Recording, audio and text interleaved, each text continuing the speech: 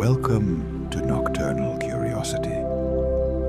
Tonight we are going to let ourselves drift gently toward the unanswered questions, toward those places where modern science stops and admits, with admirable honesty, that it does not know everything. Because no matter how much we have discovered, no matter how many experiments we have conducted, and theories we have formulated across centuries of collective effort, the universe continues to guard mysteries that no physicist, no biologist, no philosopher has been fully able to resolve. Some of these enigmas are cosmic. They stretch across billions of light years, touching the nature of space, time, and matter itself. Others live much closer to home, in the oceans covering our planet, inside the cells of your own body, in the circuits of your brain as you listen to these words. And all of them remind us of something worth remembering, that science is not a collection of certainties, but an eternal process of wonder and search. On this journey, we are not going to find definitive answers because they simply do not exist yet. What we will find are questions that open windows onto the unknown, questions that make us feel something few human experiences can match. The sensation of standing at the edge of something greater than ourselves. That exact place where knowledge ends and mystery begins. If this space is useful for resting, for letting the mind grow still, while the cosmos unfolds softly around you, share it with whoever you think might need it. But for now, let these questions carry you. Breathe slowly, and if you are ready, let us begin. There is something worth remembering before we start. The mysteries we are going to explore tonight are not signs of science's failure. They are quite the opposite. Each of these unanswered questions represents the exact point to which human knowledge has reached, the edge of the map where explored territory gives way to territory that still has no name. And that edge is always the most interesting place. Throughout all of human history, the greatest advances in knowledge have come not from having more answers, but from asking better questions. Copernicus did not answer any new question. He reformulated the question about the movements of the sky in a different way, and everything changed. Darwin did not find any revolutionary fossil. He wondered in a different way about why living beings are the way they are, and biology was never the same again. Einstein did not conduct experiments that no one had done before. He asked what the world would look like if we traveled at the speed of light, and physics had to rebuild itself from the ground up. The questions we are going to explore tonight are the ones pointing toward the next great leap. Some of them may find answers in the coming years, in the laboratory of some researcher who right now is looking at data they do not fully understand, or in the mind of some student who has not yet had the idea that will change everything. Others may remain open for generations, but all of them share something. They make us feel small and amazed at the same time. They remind us that the universe is much bigger and stranger than we can imagine. And they invite us to keep looking, keep asking, keep marveling. That is the most human thing there is.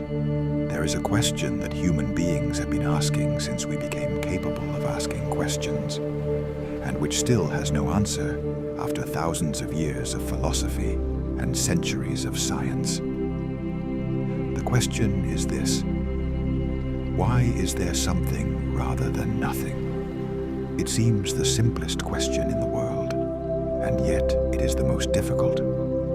No telescope, no particle collider, no mathematical equation has even come close to answering it. Physics can describe with extraordinary precision how the universe behaves once it already exists. It can model the trajectory of planets, predict the behavior calculate the curvature of space around a black hole. Cosmology can trace the history of the cosmos, almost to the very first instant of the Big Bang. But why there is a universe at all, why there are laws that permit its existence, and the existence of minds capable of asking that question, remains a completely open mystery. Quantum physics offers us a small hint. What we call the vacuum is not truly empty.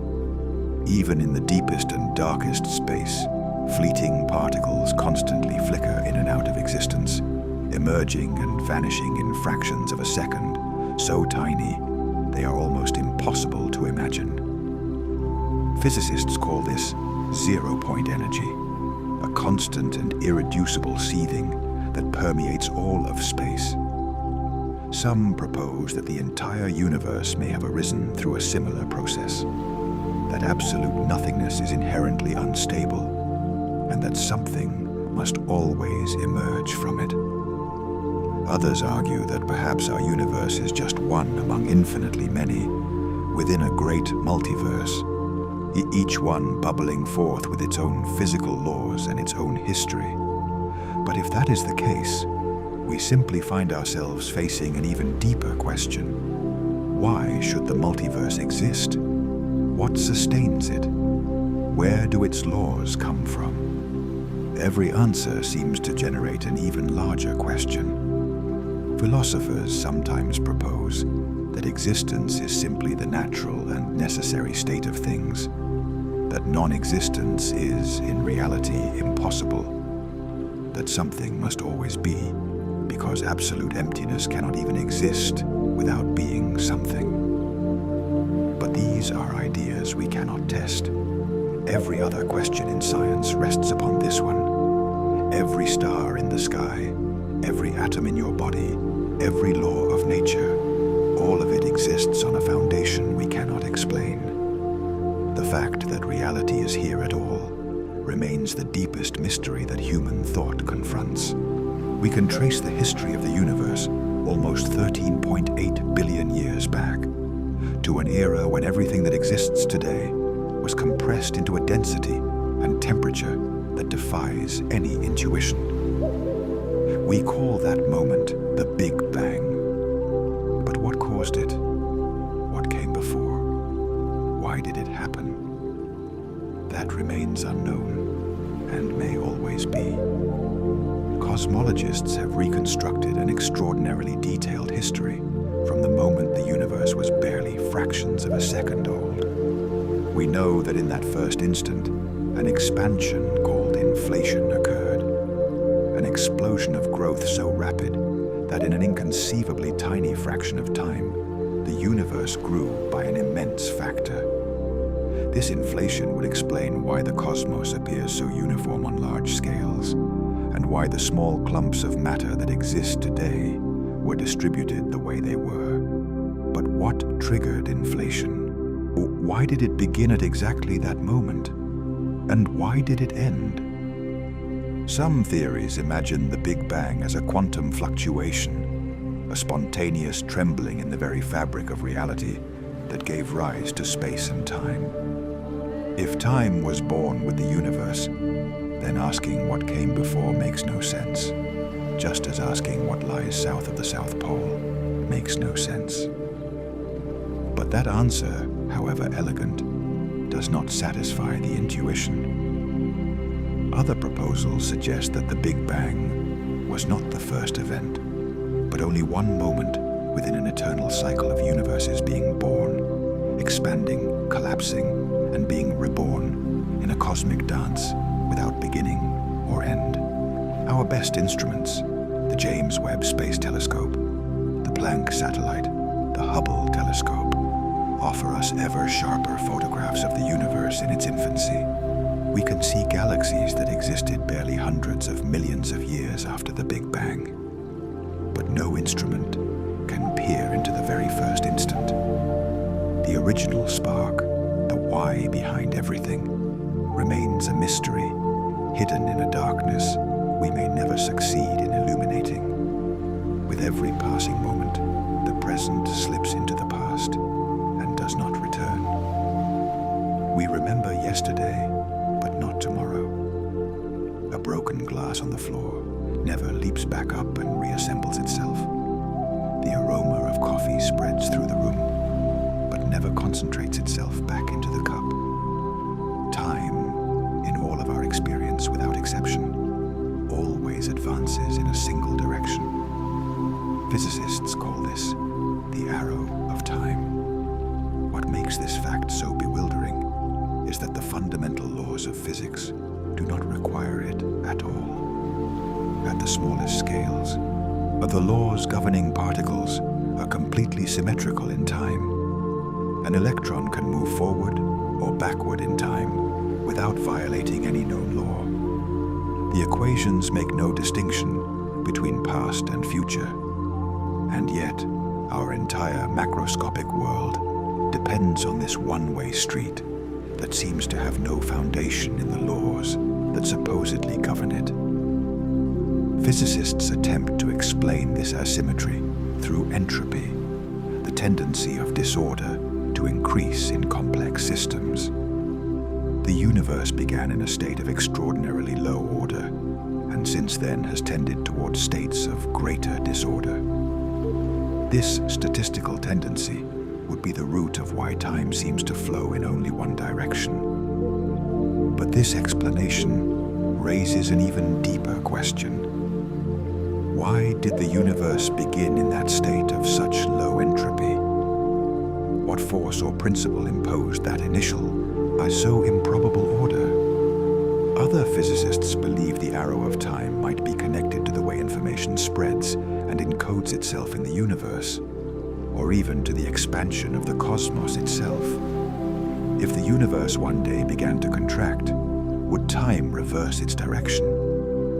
No one knows for certain. What we do know is that time continues its march without our having fully understood why it must be so. We are immersed in it every second, and yet its deepest nature remains paradoxically elusive. There is one more layer to this mystery that makes it particularly profound. Not only does time seem to flow in one direction, but it feels like it flows at different rates depending on our state of mind. Hours spent absorbed in something deeply engaging can seem to vanish in minutes, while minutes of waiting and anxiety stretch into what feels like hours. Childhood summers seem to last forever. Adult years slip by with startling speed. The brain appears to have an internal clock that runs faster when we are frightened or bored, and slower when we are deeply engaged. But the mechanisms behind this subjective elasticity of time are poorly understood. The seconds measured by an atomic clock are perfectly uniform. The seconds experienced by a living mind are anything but. We live simultaneously in two different kinds of time, physical and psychological, and neither of them is fully explained. When astronomers began measuring precisely the speed at which galaxies rotate, they found something that simply should not be possible. Stars at the outer edges of spiral galaxies move so rapidly that, or if the only gravity acting on them were that of visible matter, they would be flung out into interstellar space. Instead, they remain bound to the galaxy as though something invisible were holding them firmly in place. The conclusion astronomers reached was as striking as it was inescapable. The greater part of the mass of the universe is not visible to any of our instruments. It emits no light, reflects no light, absorbs no light at any wavelength. It simply exists, silent and invisible, exerting its gravity on everything around it. We call this invisible mass dark matter. The evidence for its existence is multiple and convergent. The rotation speed of galaxies, the way galaxy clusters bend the light of more distant objects in an effect called gravitational lensing, and the patterns in the distribution of galaxies throughout the great cosmic web all point to the same conclusion. There is 5 times more dark matter than ordinary matter in the universe. Everything we can see, all the stars, planets, nebulae, and galaxies, represents barely 5% of the total content of the cosmos. What is dark matter? After decades of intense searching, we do not know. Experiments buried kilometers deep in mines, surrounded by tons of shielding to isolate them from any other signal, await the collision of a single dark matter particle with a detector atom. So far, nothing. Particle accelerators have searched for signals of new particles that might explain it. Space telescopes have scanned the sky for indirect signals. The result is always the same silence. Dark matter, on the invisible scaffolding upon which all cosmic structure is built, remains completely unknown in its nature. What makes dark matter so philosophically unsettling is not just that we cannot find it, but that we are not even certain we are looking for the right thing. All of our searches have been guided by specific theoretical predictions about what dark matter particles should be like and how they should interact with ordinary matter. What if those predictions are wrong? What if dark matter is something so fundamentally different from anything in our existing theoretical toolkit that we would not recognize it even if we encountered it? Some physicists have begun asking whether the problem might not be dark matter at all, but rather a flaw in our understanding of gravity at galactic scales. Alternative theories of gravity have been proposed that might explain galactic rotation curves without invoking invisible matter. So far, none of them explain all the observations as well as dark matter does. But the possibility that we are wrong in some deeper way about the nature of the cosmos is one that honest scientists cannot entirely dismiss. If dark matter was already bewildering, in 1998, astronomers discovered something that shook the very foundations of cosmology. 2 independent teams studying Type 1a supernovae in distant galaxies expected to confirm what everyone took for granted: that the expansion of the universe, begun with the Big Bang, was slowing down gradually under the accumulated effect of gravity. The result was the complete opposite of what was expected. The expansion of the universe was not slowing down. It was accelerating. Galaxies were not just moving away from each other. They were doing so faster and faster. This acceleration implies that some kind of unknown energy is distributed uniformly throughout all of space, exerting a kind of negative pressure that counteracts gravity and pushes everything outward. We call this mysterious energy dark energy, though that name is essentially an acknowledgement of our ignorance. We know that something exists, but we have no idea what it is. Dark energy dominates the universe in an overwhelming way. It accounts for approximately 68% of the total energy content of the cosmos. It is the most abundant component of the universe, and we have not the slightest idea of its nature. The simplest hypothesis is that it is an inherent property of empty space, a cosmological constant that Einstein introduced into his equations and then removed, calling it his greatest mistake, and which it turns out perhaps was not a mistake at all. But the theoretical predictions of the value this vacuum energy should have differ from observational measurements by a scandalously enormous factor, 120 orders of magnitude. It is the largest discrepancy between a theoretical prediction and a measurement in all of physics history. The consequences of dark energy are also profound for the fate of the universe. If it continues at its current intensity, galaxies will drift apart until any communication between them becomes impossible, and eventually the universe will cool toward heat death. If dark dark energy grows stronger with time, it could eventually tear apart not only galaxies, but stellar systems, planets, molecules, and finally atoms themselves, in an event cosmologists call the Big Rip. The invisible hand shaping the ultimate destiny of the cosmos is completely opaque to us. There is a set of numbers, the fundamental constants of physics, that determine the basic rules of the cosmos. The speed of light, the gravitational constant, the charge of the electron, the mass of quarks, the intensity of the nuclear forces, the cosmological constant. These numbers fix the structure of the universe in absolutely fundamental ways. And what is bewildering is that if any of them were slightly different, the universe would be a radically different place, and almost certainly inhospitable to any form of life. If the gravitational constant were just a little stronger, stars would burn through their fuel in thousands, rather than billions of years, or leaving no time for planets to form or for life to evolve. If it were a little weaker, gas clouds would never collapse to form stars in the first place.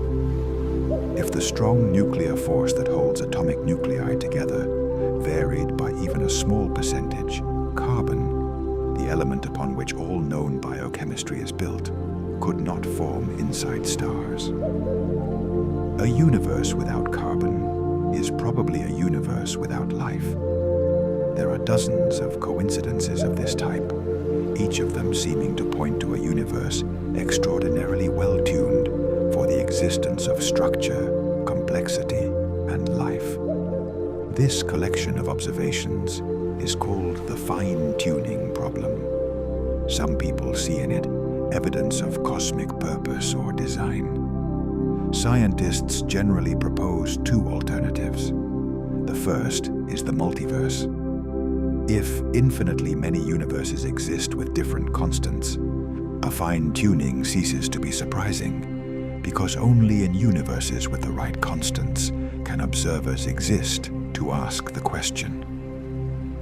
The second is that there is a deeper theory, yet to be discovered, that explains why the constants must have exactly the values they have. For now, neither of these two alternatives has experimental confirmation. The universe behaves as though it were designed to permit life, and we do not know whether that is an extraordinary coincidence, the product of a vast multiverse, or the footprint of deeper laws we have not yet found. Few things in the universe capture the imagination as powerfully as black holes. They are regions of space where gravity has become so intense that nothing, absolutely nothing, can escape from them once it has crossed the threshold known as the event horizon. Not matter, not radiation, not even light. They are the most perfect prisons physics can imagine. They form when a sufficient quantity of mass becomes concentrated in a sufficiently small space. Massive stars, upon exhausting their nuclear fuel, collapse under their own weight in a fraction of a second. If the star was massive enough, the collapse does not stop until all the mass is compressed into an infinitesimally small volume, what Einstein's equations call a singularity.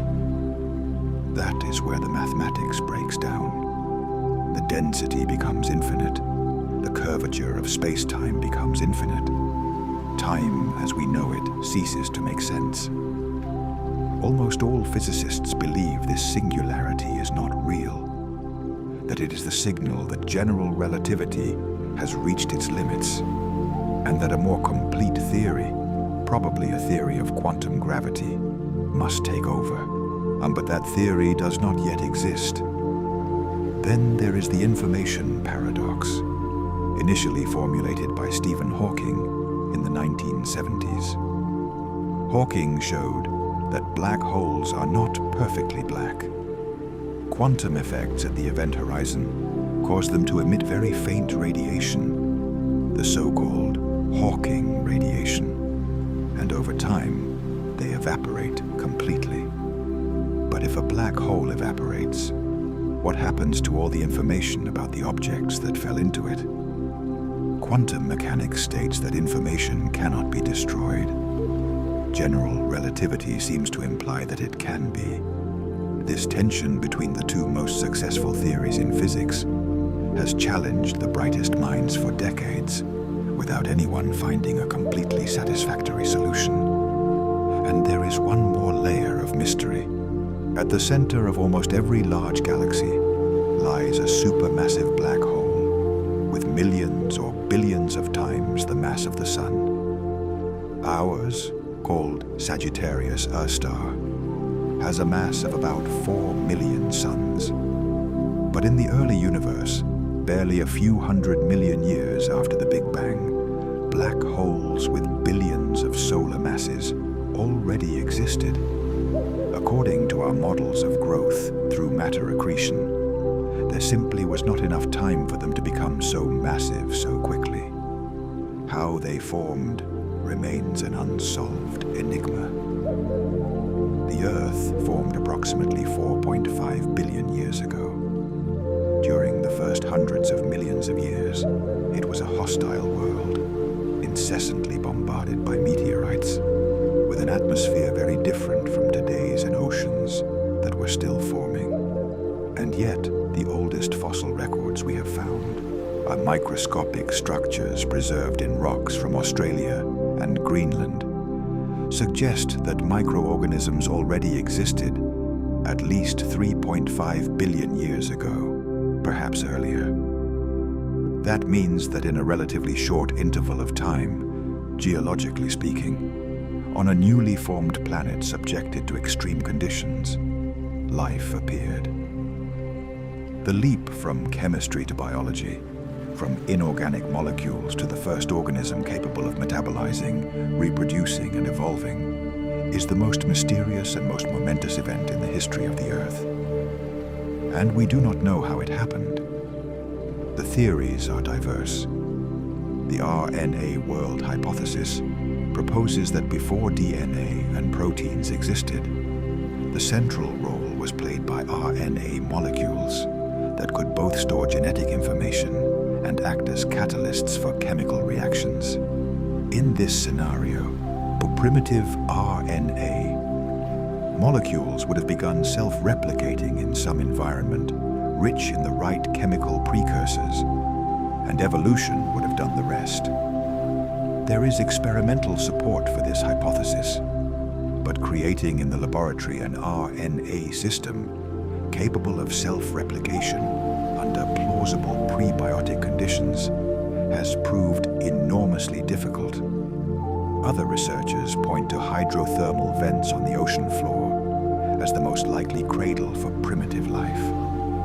These structures, where hot water loaded with minerals emerges from the seafloor, provide both the energy and the chemical gradients that could have driven the first biochemical reactions. There are even those who propose that the first organisms were born not in the ocean, but in small pools on dry land, where cycles of wetting and drying would have concentrated the necessary molecules and favored the formation of the first cell membranes. And some contemplate the possibility that the building blocks of life arrived from space, transported on comets or meteorites, though this simply shifts the mystery elsewhere. The origin of life remains the most important missing link in the history of nature. This is perhaps the oldest and deepest question humanity has directed at the night sky. With hundreds of billions of stars in our galaxy and hundreds of billions of galaxies in the observable universe, the idea that Earth is the only place where life exists seems statistically extravagant. And yet, decades of active searching, of systematic listening to the sky for extraterrestrial radio signals, of analyzing Martian soil samples, and of studying the atmospheres of exoplanets, have produced not the slightest unequivocal evidence of life beyond Earth. The cosmos remains silent. This contrast between the vastness of the universe and the silence we receive when we listen was memorably framed by the physicist Enrico Fermi. If intelligent life is statistically probable, why have we detected no signal of it? The proposed answers range from the reassuring to the disturbing. Perhaps intelligent civilizations are common, but have such a short lifespan, destroyed by wars, climate change, or their own technological creations, that they never manage to communicate with each other. Perhaps simple life is common, but intelligent life is extraordinarily rare, the result of such a long chain of improbabilities that it only occurred once in all the history of the observable universe. So perhaps advanced civilizations exist, but deliberately avoid contact for reasons we cannot imagine. Or perhaps we simply have not been listening long enough, nor on the right frequencies, nor with adequate technology. What we do know is that the conditions for life do not appear to be rare. We have discovered thousands of exoplanets, many of them in the habitable zone of their stars. We know that water, carbon, and the other elements we consider necessary for life are abundant in the cosmos. Moons like Europa and Enceladus hide liquid water oceans beneath their frozen surfaces. Prebiotic chemistry appears to occur naturally in many space environments. All of this suggests that the universe is full of the ingredients of life. Only so far we have not found any finished dish. What is most unsettling about the Fermi paradox is that the most reassuring answers imply we are unique, and the most disturbing ones imply that intelligent civilizations have very short lifespans. If the reason we detect no signals from extraterrestrial civilizations is that those civilizations tend to destroy themselves or collapse before being able to communicate on a galactic scale, then that observation is also a warning about our own future. The great filter, as some researchers call it, might lie ahead of us. But there is a third possibility that astrophysicists are discussing with growing interest. Perhaps intelligent life exists, but communication between civilizations is inherently difficult at cosmic scales. The distances are so vast that even signals traveling at the speed of light would take thousands or hundreds of thousands of years to cross the galaxy. Perhaps the silence is not evidence of absence, but simply the result of living in a universe where distances are so enormous that contact is statistically extraordinarily rare, even between civilizations that exist and actively search for each other. In that case, the cosmos could be full of life, and the silence would be only the consequence of a cosmic geography we cannot overcome. At least, not yet. You are conscious right now. You have a subjective experience of this moment. The soft sound of these words reaching your ears, the sensation of your body's weight on the bed, the particular quality of your attention resting on the mysteries we are exploring together. That experience, and that unmistakable sense that there is something it feels like to be you at this precise moment, is what philosophers call consciousness, or sometimes qualia. And it is perhaps the most difficult problem that science has attempted to address without success. The neuroscientist can describe in great detail the neural correlates of perception. They can tell you which regions of the brain activate when you perceive the color red, what types of neurons fire when you hear a melody, how information flows from one cortical area to another when you solve a problem. But none of these descriptions, however detailed, explains why there is a subjective experience at all. Why the information processing that the brain performs is accompanied by an inner sky, by a first-person perspective, by something that feels. The philosopher David Chalmers called this the hard problem of consciousness. to distinguish it from the more approachable, though not simple, problems of explaining the mechanisms of information processing. Some scientists and philosophers believe that consciousness is simply an emergent property of sufficiently complex information systems, that when information is processed in sufficiently integrated and global ways, subjective experience arises naturally. Others propose that consciousness might be a fundamental property of the universe, present in some form in all matter, a view called panpsychism that has a long philosophical history, though it makes many scientists uncomfortable. Others still think that our understanding of consciousness requires an even deeper conceptual revolution, that the categories with which we think about it are simply inadequate to capture its true nature. What is certain is that consciousness is at once the closest and most familiar thing that exists, the one we experience in every moment of our waking life, and the most mysterious phenomenon we know. It is the place where science still does not know how to enter. There is a reason this problem seems different from others that science faces. When physics does not understand how superconductivity works, or biology does not understand how certain proteins fold. The problem seems in principle approachable with the usual methods. More experiments, better models, more data. But consciousness poses a problem different in its very nature. Even if we were to describe with perfect precision all the neural processes that occur when someone experiences the color red, the question of why that description is accompanied by something that feels, by a subjective experience, would still go unanswered. The leap from third person to first person, from physical processes to lived experience, seems to resist the conventional methods of science in a way no other problem does. Some philosophers think this problem is, at bottom, a problem of language, that if we had the right concepts, the difficulty would dissolve. Others think it reveals something genuinely fundamental about the nature of reality that the current categories of science cannot capture. Whatever the answer, consciousness will remain for the foreseeable future, the closest and most mysterious phenomenon we know. Every night, while you sleep, your brain constructs worlds with surprising fidelity.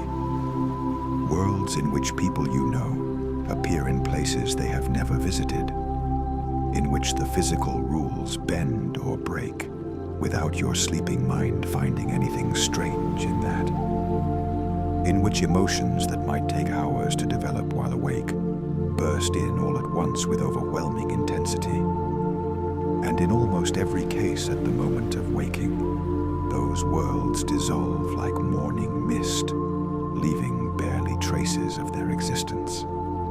Why do we dream? Despite it being a universal experience among all human beings, and despite sleep research producing data for decades, the answer remains uncertain.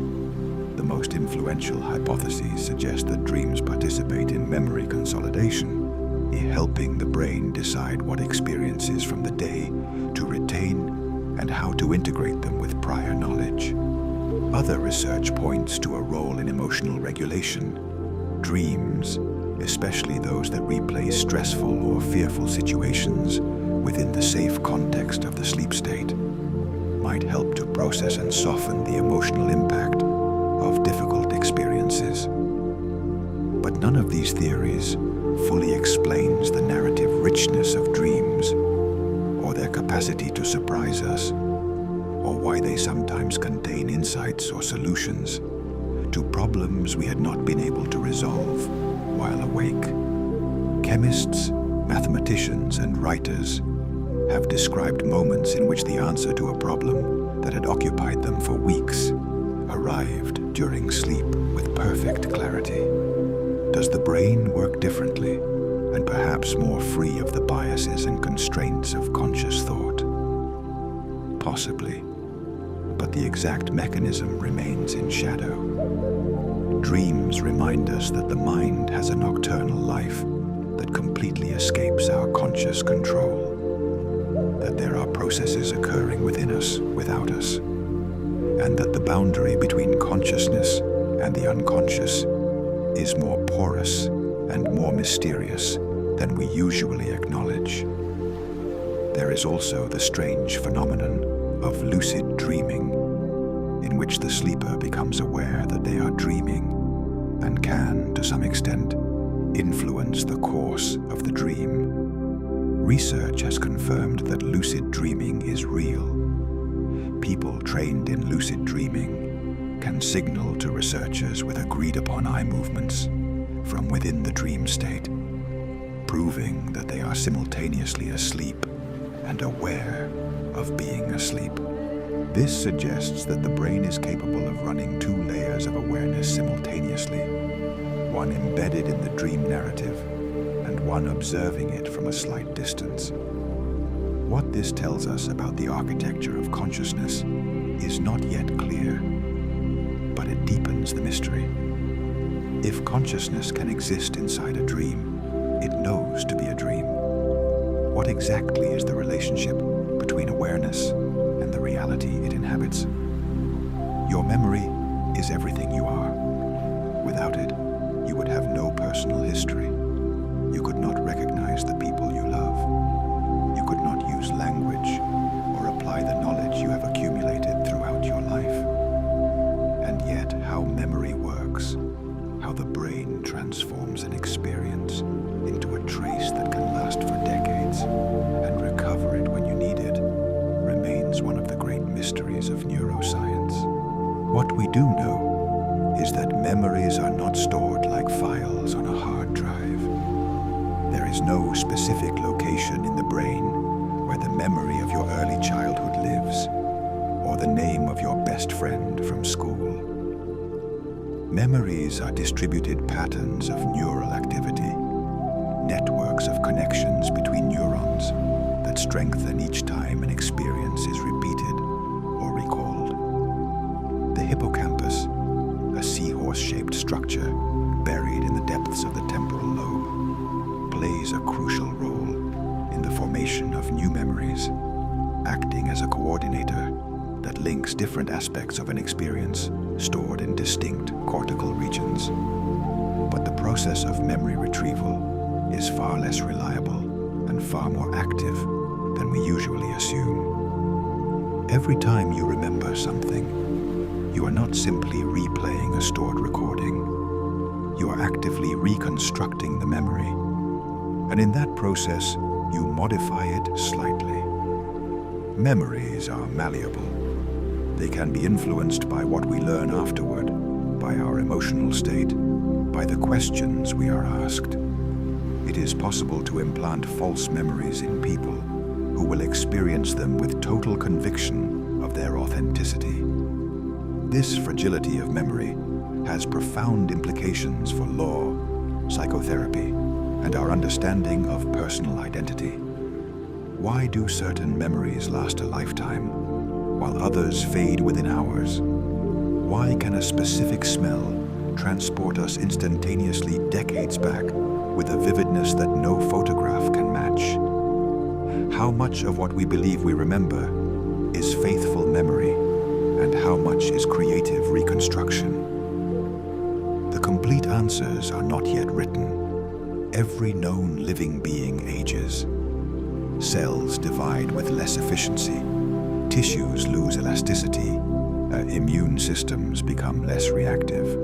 Organs gradually decline. It is one of the most universal facts of biology, and yet its deep causes remain a matter of active debate among the scientists who study it. One of the most established theories involves telomeres, the repeated DNA sequences that act as protective caps at the ends of chromosomes. Each time a cell divides, the telomeres shorten a little. When they become too short, the cell enters a state called senescence, It stops dividing and begins secreting inflammatory signals that negatively affect the surrounding tissue. The accumulation of senescent cells in tissues contributes to the deterioration associated with aging. This theory is well supported, but it is not the complete story. The oxidative damage accumulated by the body's normal metabolic reactions also plays a role. On mitochondria, the energy centers of cells, produce as a byproduct of their functioning reactive molecules that can damage DNA, proteins, and cell membranes. Over time, that damage accumulates. DNA repair systems become less efficient. Proteostasis, the ability of cells to maintain their proteins correctly folded and functional, declines. The chronic low-grade inflammation that some researchers call inflammaging increases with age and contributes to the development of diseases such as arteriosclerosis, Alzheimer's, and cancer.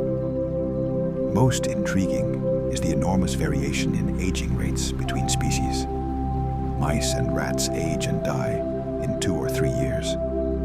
African elephants live 70. Humans, with luck, 120. The Greenland shark can live more than 4 centuries. Bowhead whales exceed 200 years. The naked mole rat, which is about the size of a mouse, lives 30 years and appears extraordinarily resistant to cancer and to many aging-associated diseases. The fact that this enormous variation exists proves that aging is not simply the inevitable result of physical wear, but a biological process that can be modulated. The question is how. In recent years, the biology of aging has undergone a small revolution. Researchers have identified what some call the hallmarks of aging: genomic instability, telomere erosion, epigenetic alterations, loss of proteostasis, deregulated nutrient sensing, mitochondrial dysfunction, cellular senescence, stem cell exhaustion, and altered intercellular communication. These are 9 categories of molecular and cellular changes that interconnect and amplify each other as organisms age, and each of them is in principle susceptible to intervention. Animal experiments have produced surprising results. Caloric restriction without reaching malnutrition consistently extends lifespan in almost all organisms in which it has been tested, from yeast to mice. Drugs like rapamycin, which inhibits a cell signaling pathway called mTOR, extend the lifespan of mice even when administered in adulthood. The transfusion of blood from young mice to old mice reverses some aspects of aging in tissues. The selective elimination of senescent cells rejuvenates multiple organs in mice. None of these findings have yet been translated into safe and effective interventions for humans. But the field has moved in a few years from being considered speculative to being one of the most active and best funded in biology. The possibility that aging is a biological condition that can be modulated, not an inevitable destiny, no longer seems as far-fetched as it did a generation ago. Every spring, billions of birds undertake journeys of thousands of kilometers with a precision that leaves one speechless. Barn swallows that breed in Europe spend the winter in southern Africa and return in spring to the same nest where they raised their young the previous year, sometimes to the exact centimeter. Arctic terns cover almost 90,000 kilometers each year in their migration between the poles. Sooty shearwaters cross the Atlantic in weeks, and all of this they accomplish without GPS, without maps, in many cases at night, over oceans where there is no visual reference. The mechanisms that make this extraordinary navigation possible are the subject of active research and debate.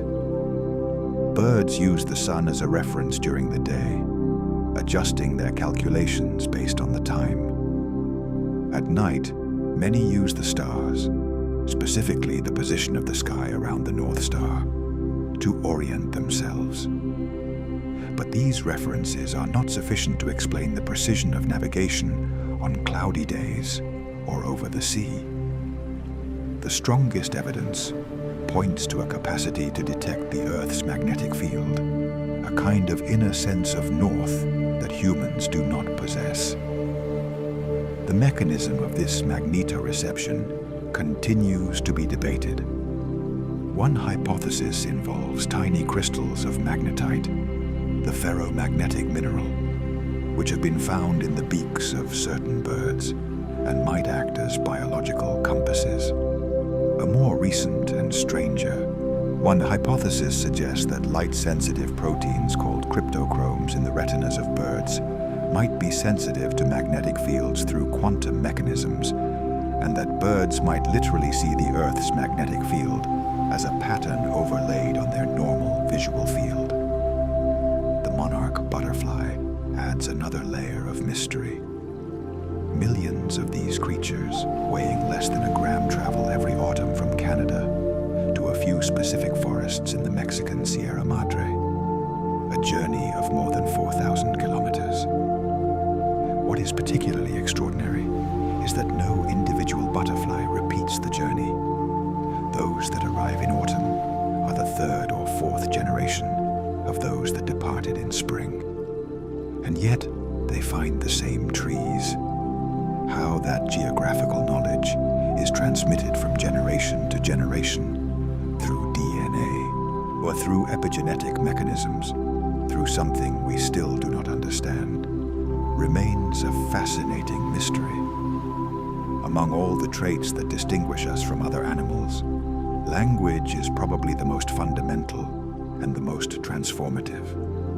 With it, we can speak of things that are not present, of times past and future, of imaginary worlds, of abstract concepts like justice, beauty, or infinity.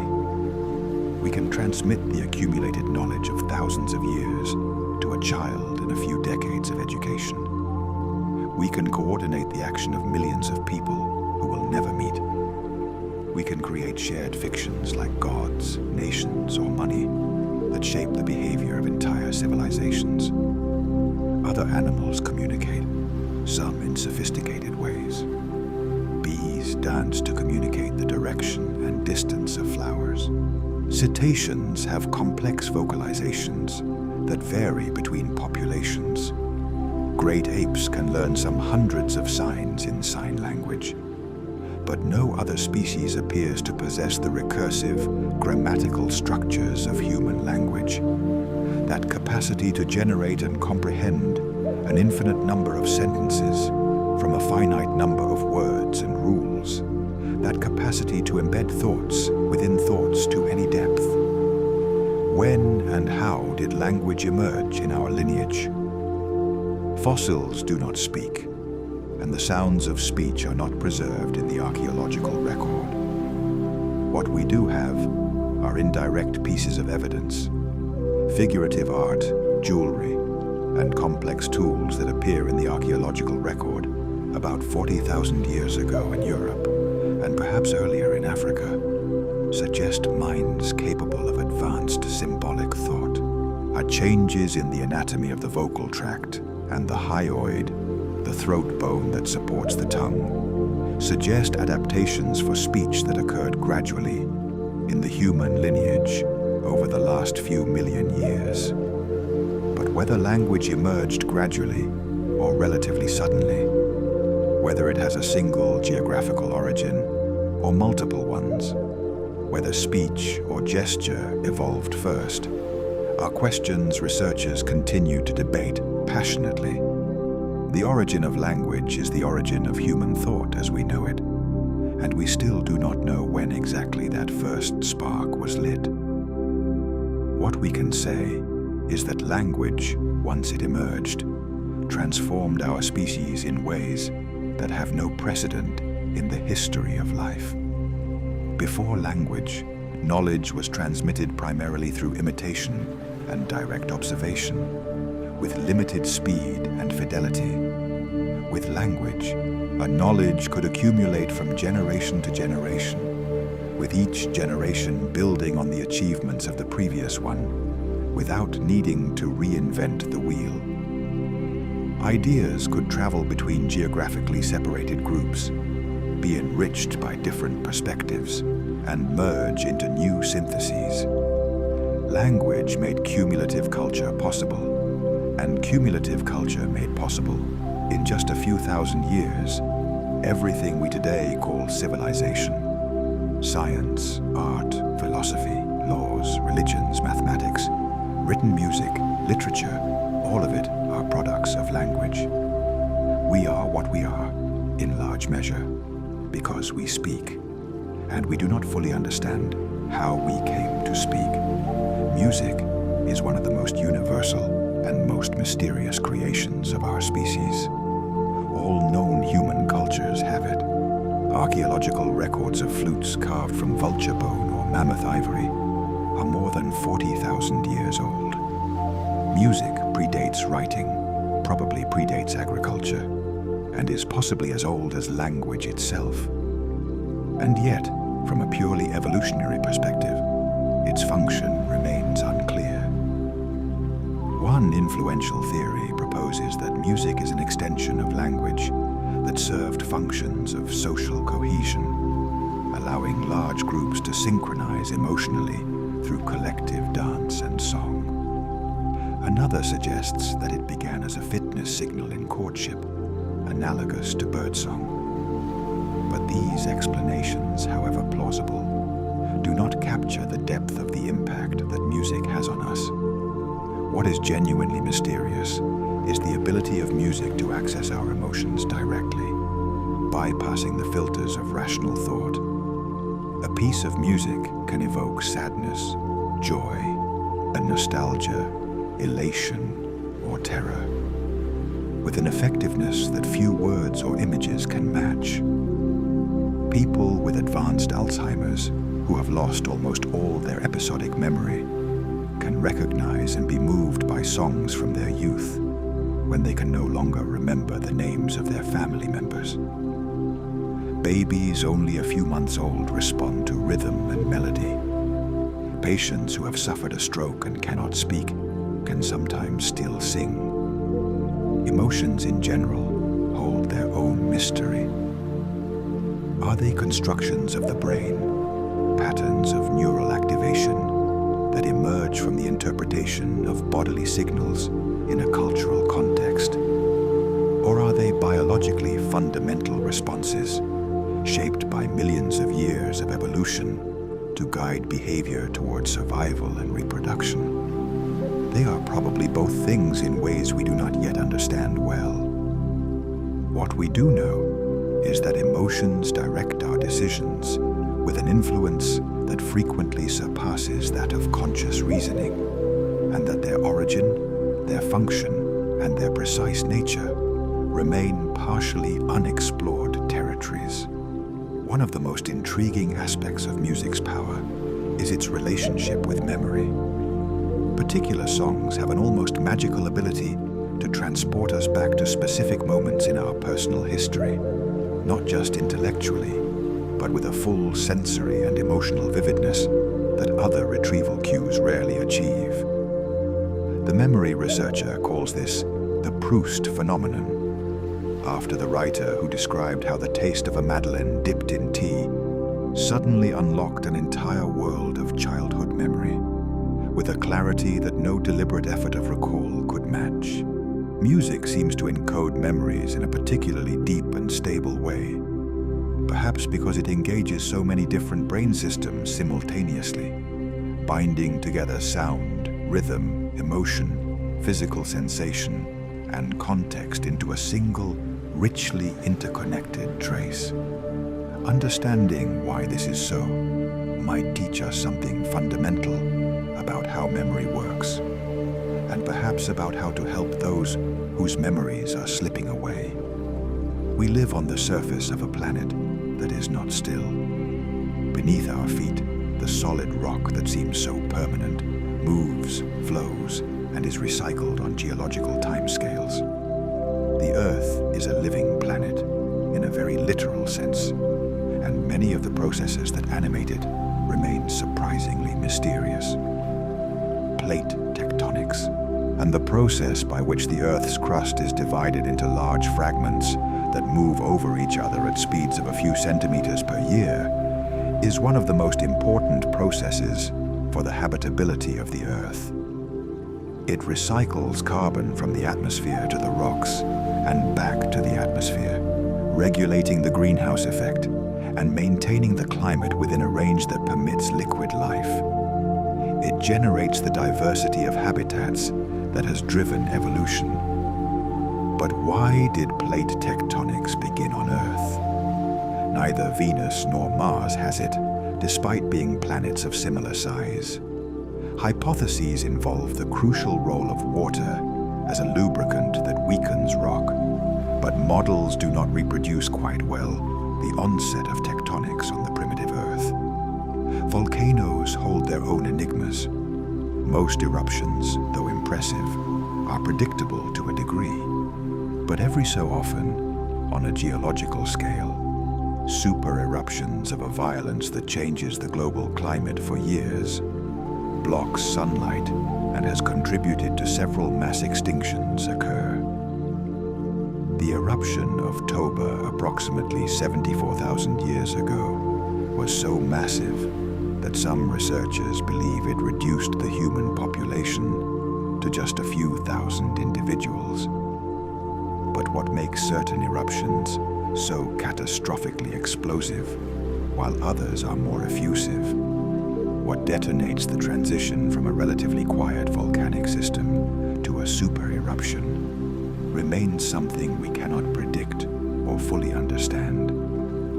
And then there is the Earth's magnetic field, generated by the currents of molten iron in the outer core. This field protects us from the charged particles of the solar wind that would otherwise erode our atmosphere. Without it, the Earth might become another Mars. But the field is not permanent. Throughout geological history, it has reversed its polarity hundreds of times, making magnetic north become south and vice versa. The last major event of this kind occurred 780,000 years ago. Reversals take between hundreds and thousands of years to complete, and during the process, the field weakens considerably. When will the next one occur? What consequences will it have for ecosystems and technologies that depend on the magnetic field? We do not know. One of the most astonishing discoveries of recent decades is that liquid water, the condition we consider most fundamental for life as we know it, is not exclusive to Earth within our solar system. Beneath the frozen crust of Europa, Jupiter's moon, there extends a saltwater ocean containing more total water than all of Earth's oceans combined, kept liquid by the tidal heating produced by Jupiter's enormous gravity. Enceladus, a small moon of Saturn barely 500 kilometers in diameter, also has a global ocean and announces it to the universe through spectacular geysers that erupt from cracks near its south pole, hurling into space jets of water vapor, ice, salts, and organic molecules.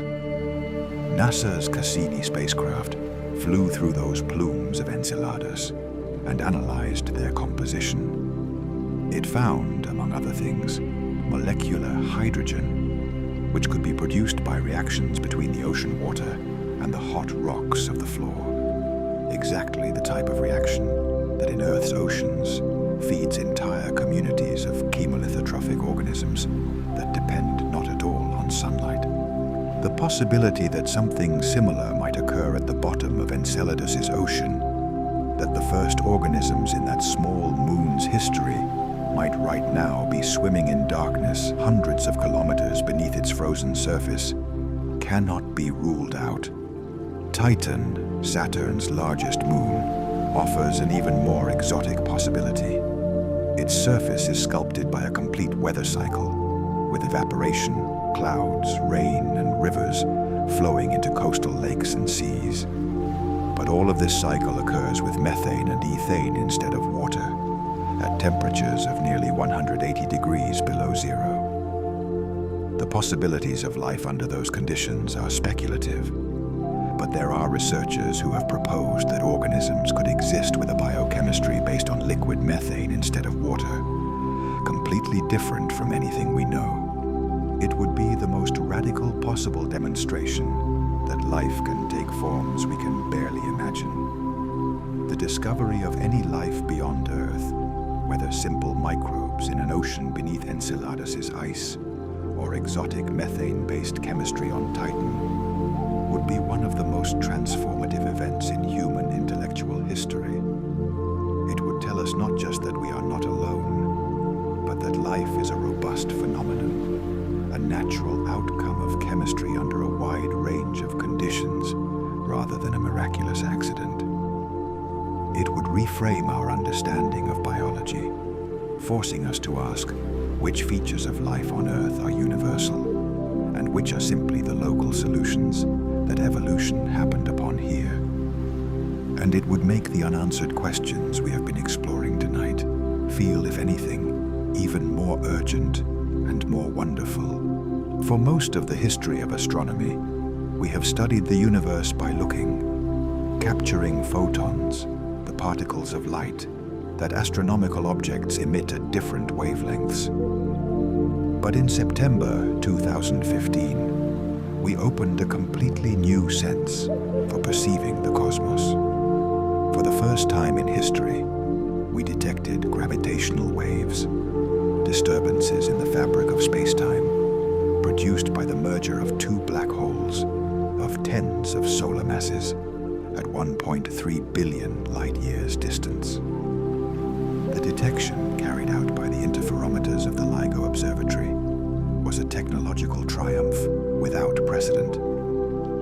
The gravitational waves produced by that distant merger caused the distance between the detector mirrors to vary by an amount less than 1,000th the diameter of a proton. To detect that variation, it was necessary to build instruments with a precision that has no comparison in any other field of engineering. Since then, we have detected dozens of events, including the merger of neutron stars, which was also observable simultaneously by optical, X-ray, and radio telescopes, inaugurating the era of multi-messenger astronomy. Gravitational waves allow us to study the universe in ways that light cannot. They can penetrate clouds of gas and dust that are opaque to light. They can come from eras when the universe was so dense and hot that light could not propagate freely. It is expected that the Big Bang produced a background of primordial gravitational waves that should be traveling through the cosmos right now, permeating all of space like a whisper from the first instance of creation. If we could detect them, we would obtain information about the universe at the very first instant of its existence, long before the cosmic microwave background radiation was emitted. That is the next great horizon of gravitational wave astronomy. And the questions we hope to answer with it could change our understanding of the origin of everything that exists. In the 1980s, neurophysiologist Benjamin Libet conducted a series of experiments that have generated unceasing philosophical debate ever since. He asked participants to flex their wrist whenever they wished, while he recorded both their brain activity and the moment when they reported having consciously decided to move. The result was unsettling. The electrical brain activity that preceded the movement began between 300 and 500 milliseconds before the participants reported having made the decision. The brain appeared to initiate the process of movement before consciousness had decided upon it. Does this mean that free will is an illusion? That our decisions are made by unconscious processes, and that consciousness only perceives afterward the result of those decisions, erroneously attributing authorship to itself? Interpretations of Libet's experiment and the many subsequent experiments it inspired are diverse and disputed. Some argue that the readiness potential Libet measured does not correspond to a final decision, but to a general preparation for movement, and that consciousness still has a real role in the process. Others point out that introspection about the exact moment of a decision is inherently unreliable. But the deeper question underlying all of this transcends the technical details of any experiment. If every thought and every emotion, every decision emerges from physical processes in the brain that follow the laws of physics, then in what sense are we free? In what sense are we truly the authors of our actions? This question has implications that go far beyond neuroscience. It affects how we understand moral responsibility, how we construct legal systems, how we relate to ourselves and to others. And it has no consensus answer in either philosophy or science. Creativity, that capacity to generate something genuinely new, whether a scientific theory, a work of art, a solution to a practical problem, is one of the most remarkable and most mysterious traits of the human mind. We know something about its conditions. Creativity appears favored by deep knowledge of a domain, combined with a certain ability to think unconventionally, and by relaxed or lightly dreamy mental states that allow connections between ideas that focused analytical thought would not make, by exposure to diverse fields of knowledge. But the concrete moment of inspiration, the instant when a genuinely new idea appears, remains profoundly mysterious. One of the most intriguing observations is the frequency with which important creative breakthroughs occur, not during concentrated work, but in moments of relaxation, in the bath, during a walk, upon waking from a dream. The chemist Auguste Kekulé saw the structure of benzene in a dream in which a snake was biting its own tail. The mathematician Henri Poincaré described how the solution to a problem that had occupied him for weeks came to him suddenly while boarding a bus. Srinivasa Ramanujan, the Indian mathematical genius, attributed his discoveries to inspirations he received during sleep. This suggests that much creative work occurs in mental processes to which we have no conscious access, that the subconscious continues working on problems when the conscious mind has withdrawn. Brain images taken during creative thinking show different activation patterns from those observed during analytical thinking. The default mode network, which activates when the mind is not focused on a specific task, and which for a long time was considered background noise, appears to play an important role in creative thinking. But these observations do not explain the fundamental mechanism of creativity, do not tell us how the brain generates something genuinely new, rather than simply recombining what already exists. That mechanism remains, in its essence, dark. The history of life on Earth is not a story of continuous and peaceful progress toward complexity. It is a story interrupted by catastrophes on a scale that is difficult to comprehend, periods in which the diversity of life collapsed in geologically brief fractions of time. Paleontologists have identified 5 great mass extinctions in the last 540 million years, and the causes of some of them, as well as the detailed mechanisms by which they unfolded, remain the subject of active investigation. The most devastating was the end Permian extinction, about 252 million years ago, which eliminated approximately 96% of marine species and 70% of terrestrial ones. The planet took tens of millions of years to recover a diversity comparable to what came before. The most likely cause was a series of massive volcanic eruptions in what is now Siberia. thousands of years, released enormous quantities of carbon dioxide, methane, and sulfur dioxide, triggering severe global warming, ocean acidification, and disruptions of the oxygen cycle. But the details of exactly how these effects combined to produce such a massive and selective extinction are still being investigated.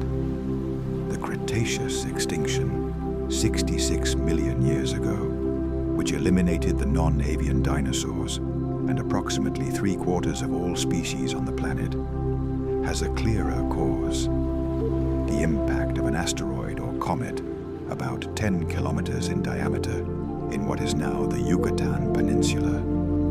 The impact released energy equivalent to billions of hydrogen bombs, triggered global tsunamis, massive fires, and above all, a cloud of dust and soot that blocked sunlight for months or years, interrupting photosynthesis and collapsing food chains from the base. Nevertheless, some groups survived, among them mammals, birds, crocodiles, turtles, and snakes. Understanding why certain lineages survived such massive impacts while others disappeared forever remains one of the most fascinating questions in paleontology. For all the probes and telescopes we have sent to study the planets of the solar system, every close mission reveals that the worlds we thought we knew are stranger and more complex than we imagined. The outer planets, in particular, are full of mysteries we still do not know how to resolve. Saturn's rings are one of the most beautiful objects in the solar system, visible even with small telescopes from Earth. For a long time, it was assumed they were as old as Saturn itself, relics of the material from which the planet formed 4.5 billion years ago. But data from the Cassini mission, which orbited Saturn for 13 years, before intentionally plunging the probe into the planet's atmosphere in 2017, suggests something surprising. The rings are relatively young, perhaps only a few 100 million years old.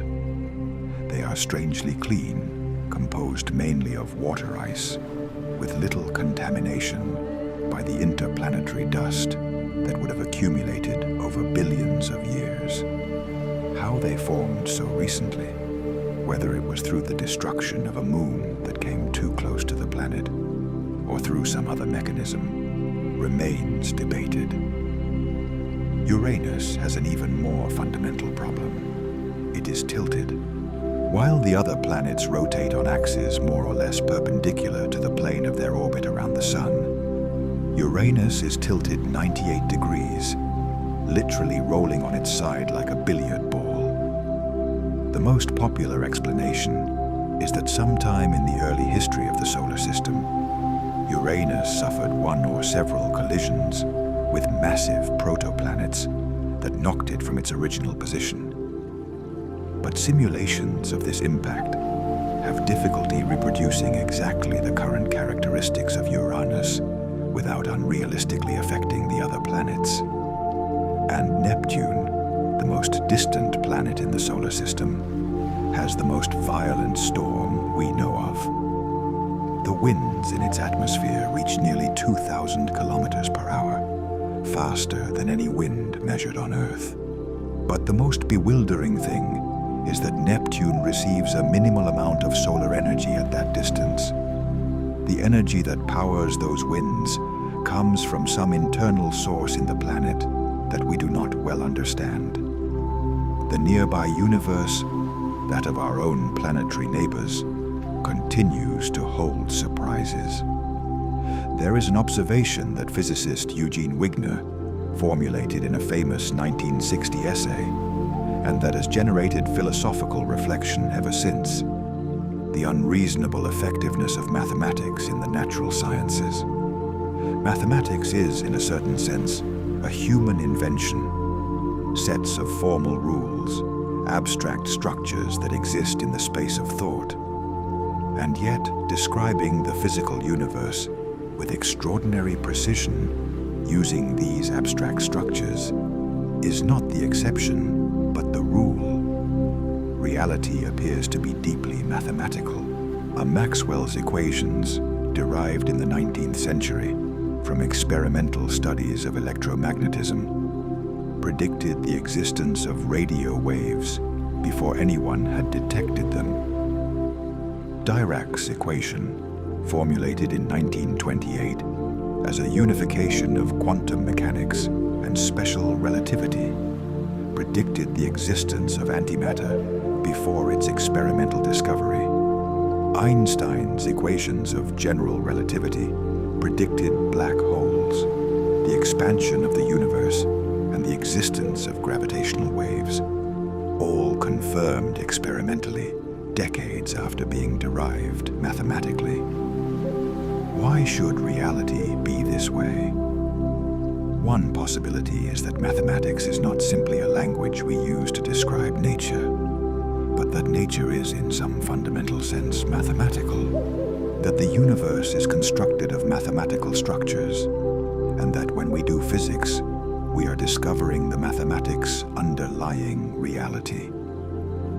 Another possibility is that the human mind, shaped by millions of years of evolution in a physical environment with certain regularities, is especially good at finding the mathematical regularities of that environment, and that what we perceive as the effectiveness of mathematics is partly a selection bias.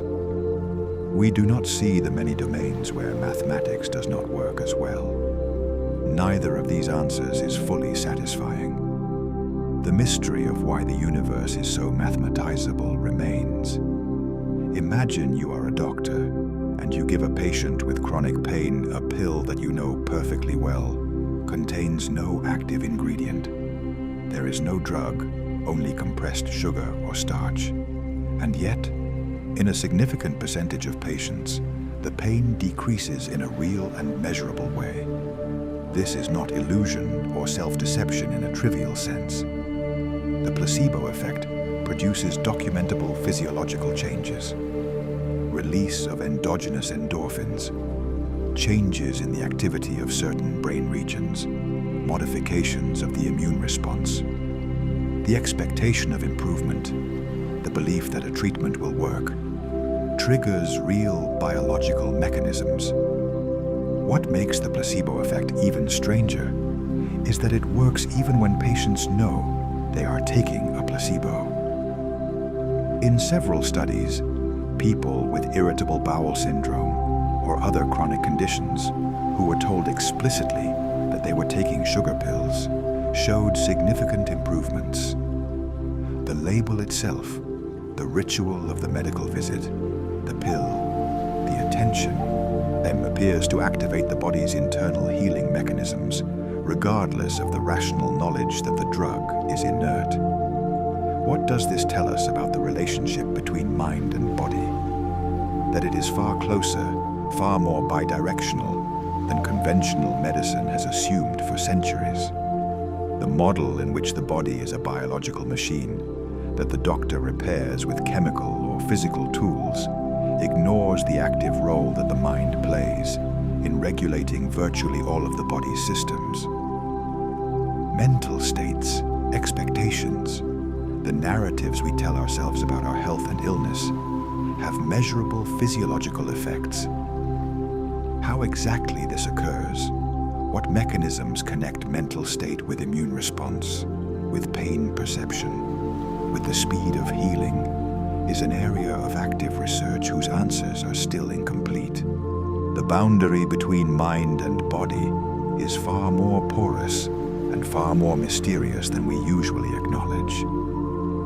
In the 19th century, when European explorers and anthropologists began systematically collecting the mythologies of cultures from around the world, they encountered something surprising. Cultures that had had no contact with each other for thousands of years, separated by oceans, deserts, and impassable mountain chains, told stories that resonated with each other in unsettling ways.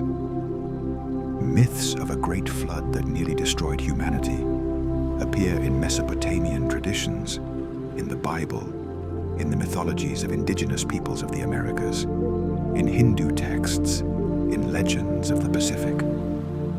Stories of heroes who descend to the underworld and return appear in Greece with Orpheus and Heracles, in Mesopotamia with Gilgamesh, or in Norse mythology, in Aztec traditions. The psychologist Carl Jung proposed that these correspondences reflected what he called the collective unconscious, a layer of the human psyche shared by the entire species that contains universal archetypes, fundamental images and narrative patterns that emerge in the myths and dreams of all cultures. The idea is fascinating, but difficult to verify scientifically. More skeptical researchers propose alternative explanations. Cultural diffusion through migration and trade routes that are not always well documented. Independent convergence towards similar narratives because they reflect universal experiences of the human condition, the fear of death, the desire for renewal, the experience of conflict between order and chaos. But there is something difficult to deny. Human beings of all eras and cultures have been deeply storytellers. We need stories to make sense of experience, to transmit knowledge and values, to create collective identities. That need seems as fundamental as the need to eat or sleep. And yet why we are so radically different from all other animals in this respect. Why we need not only to communicate, but to narrate, not only to inform, but to tell stories with heroes and villains, with dramatic arcs and moral meanings, is a question whose complete answer we still do not have. Most animals help their close relatives because they share genes with them, and their direct allies because they expect reciprocity. These forms of cooperation have relatively well-established evolutionary explanations. But humans do something that is far more difficult to explain from a strict evolutionary perspective. We help strangers with whom we share no genes and from whom we expect no direct benefit. We donate blood to people we will never meet. We leave tips in restaurants we will not return to. We risk our lives to save people we do not know. We build social safety nets to support strangers in adversity. Some evolutionary theorists propose that this expanded altruism emerged as an adaptation for living in large groups of distantly related individuals, in which reputation and social norms enforced through punishment and reward could make cooperative behavior adaptive.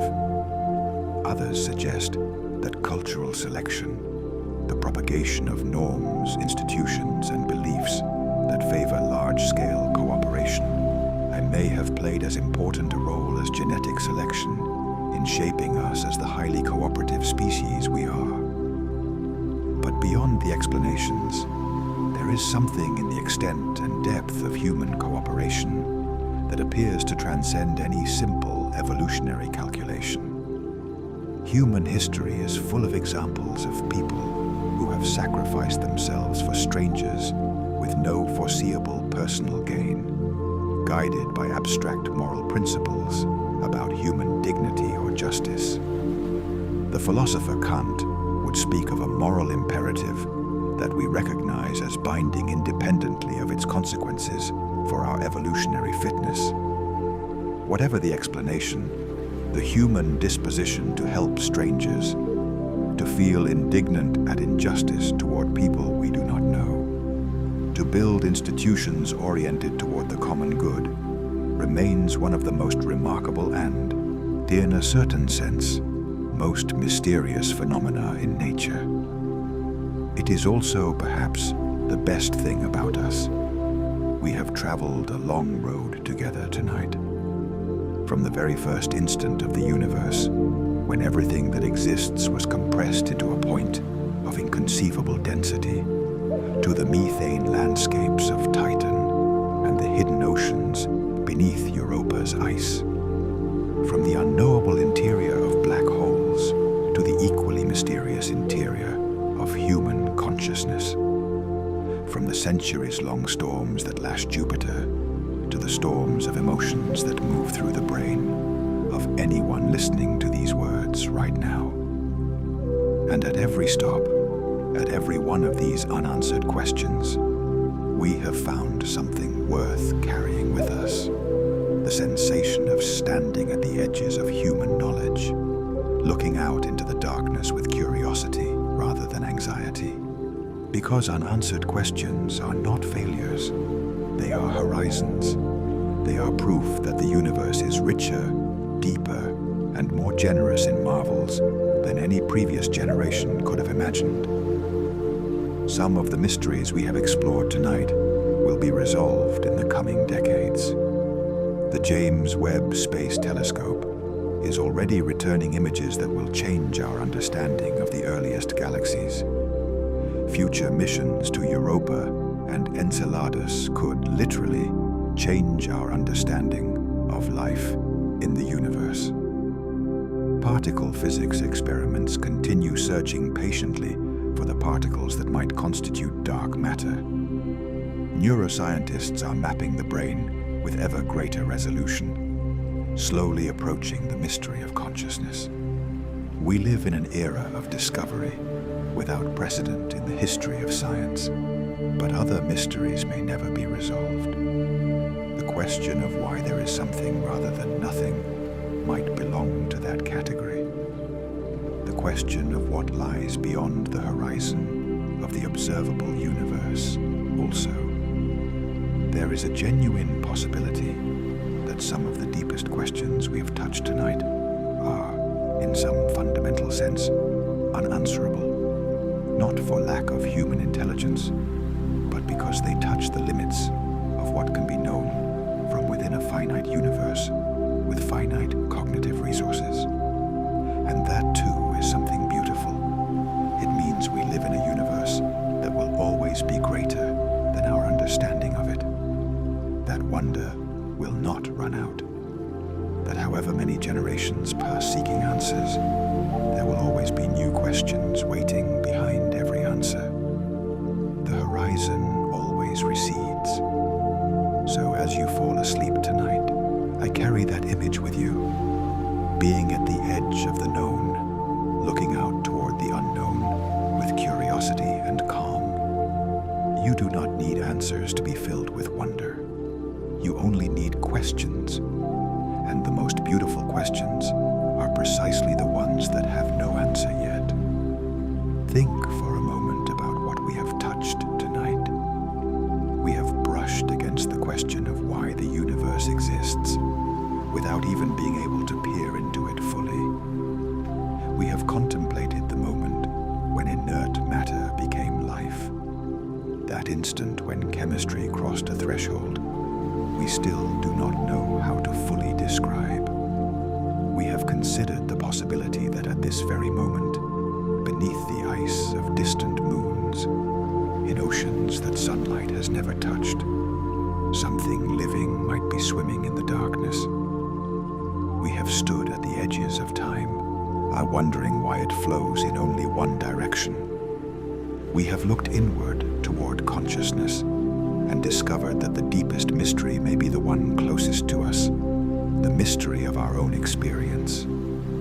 All these questions will still be there tomorrow, and the day after, and 100 years from now, even if the answers we have by then are different from today's. The universe does not run out. Curiosity does not run out. And you, who are part of this universe that has learned to ask questions about itself, need not run out tonight either. Let your breathing find its own rhythm, slow and deep as the movement of the tides. Let the weight of your body sink softly into the quiet darkness. Imagine for a moment that you are light traveling through the cosmos, free from gravity, free from time as we live it here, passing beside galaxies that take millions of years to turn upon themselves, drifting through nebulae where right now stars are forming that will shine for billions of years, And somewhere very far away, on a small blue dot orbiting an ordinary star in the outer arm of a spiral galaxy, among hundreds of billions, someone is about to fall asleep asking questions about all of this. May the mysteries accompany you gently as you cross the threshold of sleep. May your mind rest. And if there are dreams waiting for you on the other side, may they be as vast and as mysterious as the universe we have traveled together tonight. Good night.